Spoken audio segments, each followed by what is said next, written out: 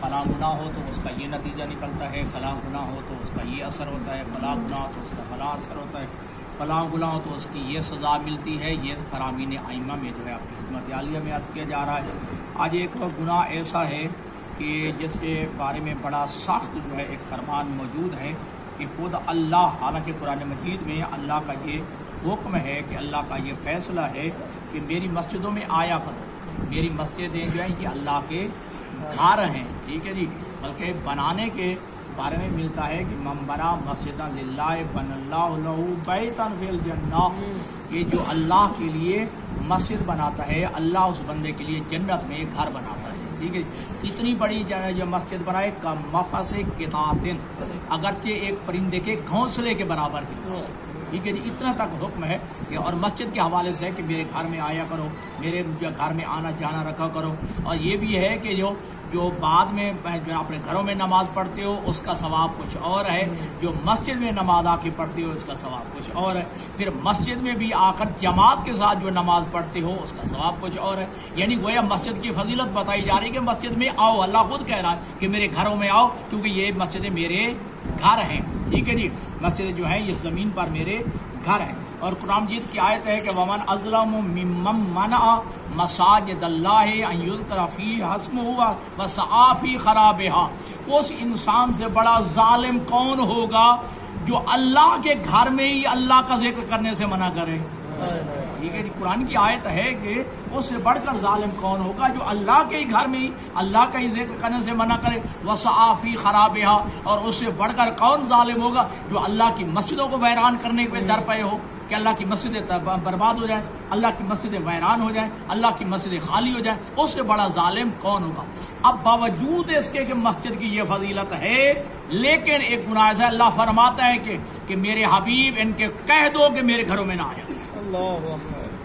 ٹھیک ہے جی، ان کو کہہ دو کہ میرے گھروں میں نہ آیا کرے۔ حالانکہ اللہ خود کہتے ہیں میرے گھروں میں آؤ، میری مسجدوں میں آؤ، ٹھیک ہے، لیکن ایک گناہ ایسا ہے کہ اللہ اپنے حبیب سے فرماتا ہے کہ میرا حبیب انہیں منع کر دو کہ میرے گھر میں نہ آئے، میری مسجدوں میں نہ آئے۔ کیا ہے حدیث؟ حضرت محمد مصطفیٰ صلی اللہ علیہ وآلہ وسلم ارشاد فرماتے ہیں اوحی اللہ الیہ، خالق اکبر نے مجھ مصطفیٰ پر یہ وحی نازل کی، ٹھیک ہے، میرے اوپر یہ وحی اتاری کہ ان اخل مرسلین یا اخل منذرین، اے سابقہ نبیوں کے بھائی مصطفیٰ، اے سابقہ رسولوں کے بھائی مصطفیٰ، کیا کر، انذر قومک، اے میرا حبیب اپنی قوم کو ڈرا، اپنی قوم کو تنبیہ کر، اور یہ کہے ان کو لا يدخلوا بیتا من بیوتی، وہ میرے گھروں میں سے کسی ایک گھر میں بھی نہ آئے، میری مسجد میں سے کسی مسجد میں نہ آئے، کس حالت میں نہ آئے، وَلَا أَحَدٍ مِّنْ عِبَادِي عِنْدَ أَحَدِهِمْ مَظْلِمَةٌ، جب وہ میرے کسی بندے پر ظلم کر کے آئے، جب جو ہے میرے بندے کا حق کسی کے ذمہ ہو، اس حق کو غصب کرتے ہوئے، اس جو ہے زیادتی اور ظلم کو جو ہے کرتے ہوئے، اس حالت میں میرے گھر میں نہ آئے، ٹھیک ہے جی۔ کسی کے حق کو غصب کرنا، کسی پر ظلم کرنا، کسی کے ساتھ زیادتی کرنا، ٹھیک ہے، یہ ایسا گناہ ہے، اللہ فرماتے ہیں جب اس حالت میں ہوں تو میرے گھر میں نہ آئے، ٹھیک ہے جی۔ ہاں، لیکن اب دیکھیے گا، اگر کوئی بندہ خدا کسی کا حق غصب کر کے، کسی کے ساتھ زیادتی کر کے، کسی کے ساتھ ظلم کر کے اللہ کے گھر میں آ بھی جائے، نماز بھی پڑھے، اس کے باوجود اللہ فرماتا ہے فَإِنِّي أُلْعِنُهُ مَا دَامَ قَائِمًا يُصَلِّي بَيْنَ يَدَيَّ، جب تک وہ بندہ میرے سامنے نماز بھی پڑھتا رہتا ہے میں اللہ اس پہ لعنت کرتا رہتا ہوں۔ اپنے بھائیوں کا حق غصب کر کے، اپنی بہنوں کا حق غصب کر کے، اپنے عزیز و اقارب کا حق غصب کر کے، جی اپنی اولاد کا حق غصب کر کے، جی اپنے یتیموں کا حق غصب کر کے، اپنے عزیز و اقارب کا حق غصب کر کے، کسی حق کو غصب کر کے جو بندہ آئے مسجد میں، پہلے تو اللہ نے منع فرما دیا کہ میرا بیوی نہ منع کر دو کہ میرے گھر میں نہ آئے، ٹھیک ہے، اگر آ بھی جائے نماز بھی میری پڑھ رہے ہوں، جب تک جو ہے کسی کا حق ان کی گردن پہ ہوگا، جب تک کسی کا جو ہے حق ان کے جو ذمہ ہوگا فإنی أعلنه ما دام قائما قائما یصلی بین یدی، میں اللہ اس وقت تک اس پہ لعنت کرتا رہوں گا جب تک وہ میرے سامنے کھڑا ہو کے نماز پڑھتا رہے. لہذا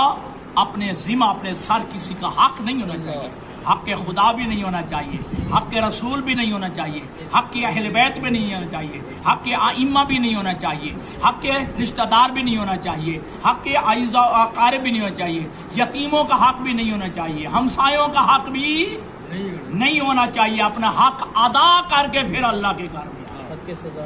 حق کے سادات، حق اہل بیت، ٹھیک ہے میں نے عرض کر دیا، حق کے سادات میں جو ہے وہ بھی کسی کے ذمہ نہیں ہونا چاہیے. جو اللہ اور اللہ کے رسول اور اہل بیت رسول کا حق ہے وہ ادا کر کے اس کے بعد جو ہے پھر والدین کے حق ہے، اولاد کے حقوق ہے، بیوی کا حق ہے، ٹھیک ہے، یتیموں کا حق ہے، غرباء فقراء و مساکین کا حق ہے، ہمسایوں کا حق ہے، علماء کا حق ہے، طلباء کا حق ہے، بہت سارے حقوق ہیں جو پورا ایک کتاب ہے امام زین العابدین علیہ الصلوۃ والسلام کی. اس پوری کتاب کا نام ہی ہے رسالۃ الحقوق، شاید اردو میں چھپ گئی ہو، رسالۃ الحقوق. اس میں امام علیہ السلام نے حقوق جانور تک کے حقوق بتائے ہیں، ہمسایوں تک کے حقوق بتائے ہیں، مصاحبین کے حقوق بتائے ہیں، ٹھیک ہے جی. جو راہ چلتے کچھ دیر کے لیے آپ کے ساتھ سفر کیا ہے، گھنٹے 2 گھنٹے کے لیے بھی آپ کے ساتھ جو ہے صحبت اختیار کیا، اس کے حقوق بھی امام زین العابدین علیہ السلام نے ان کے حقوق جو ہے بیان فرمائے. بار کہ جو کسی کا حق کھا کے میرے جو ہے مسجد میں آئے گا، جب تک حتیٰ کہ وہ نماز بھی پڑھتا رہے گا میں اللہ اس پر لعنت کرتا رہوں گا. حتیٰ یردا تلک المظلمہ، ہاں البتہ جب وہ اس زیادتی کی تلافی کر دے،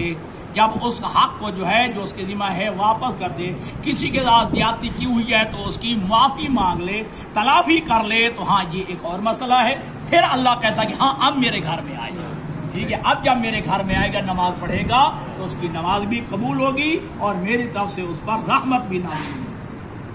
اب اگلا جملہ قابل غور ہے، وَأَكُونُ سَمْعَهُ الَّذِي يَسْمَعُ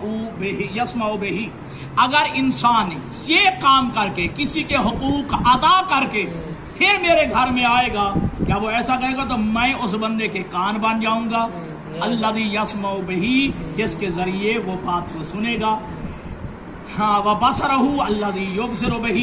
میں اس کی جو ہے آنکھیں بن جاؤں گا جس کے ذریعے یہ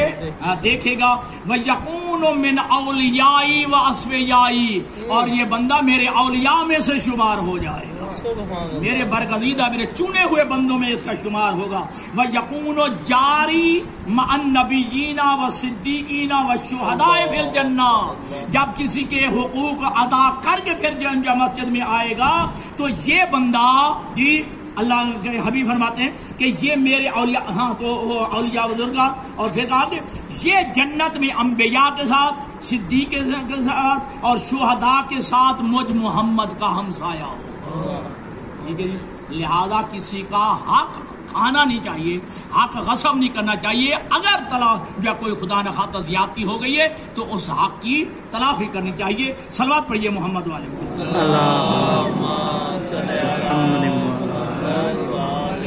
بس ایک حدیث اور سنی اور آپ کی ضامن تمام. حضرت امام محمد باقر علیہ السلام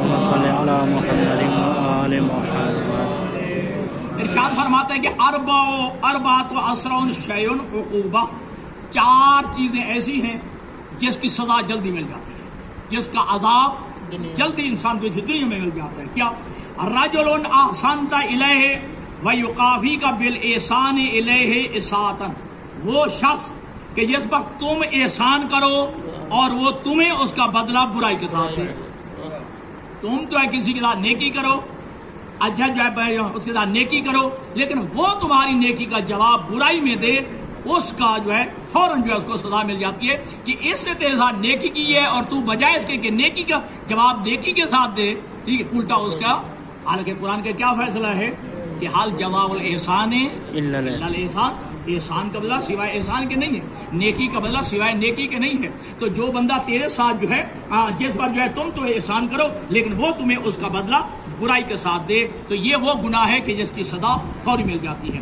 دوسرا بندہ وَرَجُلٌ لَا تَبْغِي عَلَيْهِ वहुवा यबगी अलैका, वो शख्स के जिस पर तुम सरकशी ना करो, तुम ज्यादती ना करो, तुम बगावत ना करो, लेकिन वो तुम्हारे ऊपर सरकशी करे। तुम हमेशा उसके साथ अच्छी बात करते हो, हुस्न सलूक से पेश आते हो, हमेशा उसके साथ जो है डरते रहते हो, कोई बगावत का काम नहीं करते हो, सरकशी और ज्यादती का काम नहीं करते, वो हमेशा बदबग जो तुम्हारे ऊपर सरकशी और ज्यादती करता रहता है, तो ये गुनाह ऐसा है कि जिसकी सजा फौरी मिल जाती है। वराजुलन आहतहु अला अम्र फमन अमरा कल वफा बिही वमन अमरहु अल उज़्रु बिका। ये भी अजीब बात है कि मासूम फरमाते हैं कि वो शख्स जिसके साथ कोई मुआहदा करो, तुम तो उस मुआहदे की पासदारी करो, लेकिन वो तुम्हारे उस अहद की पासदारी न करे, तुम्हारे साथ किए हुए मुआहदे और अहद को तोड़ डाले। ठीक, तुम जो है अपने मुआहदे के पाबंद रहो, लेकिन वो तो जो है तुम्हारे साथ किए हुए मुआहदे को तोड़ देता है, अहद को तोड़ता है। आपको मालूम है ना कि बस औकात ऐसा होता है इंसान बेईमान हो जाता है, स्टाम्प भी लिखे जाते हैं, ज़बानी तो बात ही कुछ नहीं रही, ठीक है, अब स्टाम्प भी लिखा जाता है, गवाह भी होते हैं, शहर भी होते हैं, मुकर जाते हैं बंदे, ठीक है, अपने इस अहद की पासदारी नहीं करते, इस मुआहदे की पासदारी नहीं करते। अब बताऊं आपको, वो मुआहदा जी फौरन उस बदबख्त लईन ने जो है अपने कदमों में डाल के रेजा रेजा करके कहा, ये मुआहदा इमाम हसन की जो है ये हैसियत है। हालांकि खुद उसने अपना सफेद कागज दे के भेजा था कि इमाम हसन अलैहिस्सलाम की खिदमत में आप अपनी शराइत लिखें, मैं आपकी शराइत पर सुलह करने के लिए तैयार हूं। वो शराइत मैं आपको कई दफा कर चुका हूं, इमाम ने वो शराइत लिखी। लेकिन जब ये जो है मुआहिदा और ये सुलह नामा जो है जब उसके पास पहुंचा, असल बदबख्त ने जो है वही गद्दारी करनी थी, वही जो है दगा करना था। इमाम हसन अलैहिस्सलाम के लिखे हुए को जो है रेजा रेजा करके जो है फाड़ के जो है शक करके कदमों में डाल के कहता है ये है इमाम हसन के मुआहदे की, ठीक है। तो लिहाजा तुम किसी के साथ जब मुआहदा करते हो, तुम तो उसकी पासदारी करते हो, लेकिन वो तुम्हारे साथ अपने मुआहदे और अहद की पासदारी नहीं करता, ये खिलाफ वर्जी करे, तो ये एक ऐसा गुनाह है जिसकी सजा फौरी मिल जाती है। जी, चौथा बंदा कौन है कि गुनाह कौन सा है कि जिसकी सजा फौरी मिलती है? वह रजुलन यसिल्लु कराबतहु व यख्तऊनहु, वो शख्स जो अपने रिश्तेदारों के साथ, ठीक है जी, हुस्न सलूक से पेश आता है, सिला रहमी करता है, लेकिन रिश्तेदार बदबख्त उसके मुकाबले में उसके साथ कता तलखी करते हैं, कता रहमी का जो है मामला करते हैं। ये बेचारा हमेशा जो है सिला रहमी का मामला करता रहता है, हर बार रिश्तेदारों के साथ चाहता है, बहनों के साथ, भाइयों के साथ, कदरों के साथ, चचाओं के साथ जो है अपने अजीज व अकारिब के साथ हुस्न सलूक से पेश आता है, सिला रहमी का मामला करता है, लेकिन इसके मुकाबले में रिश्तेदार इसके साथ कता रहमी का मामला करते हैं जी, इनके जो है कता ताल्लुकी का मामला करते हैं। तो लिहाजा ये कता ताल्लुकी और ये जो कता रहमी एक ऐसा गुनाह है कि जिसकी फौरी सजा इस दुनिया में मिल जाती है। दुआ के खुदा बंदे मुताल हमें फरामीन आइमा पे अमल पैरा होने की तौफीक अता फरमाए। व आखिर दावाना अल्हम्दुलिल्लाहि रब्बिल आलमीन।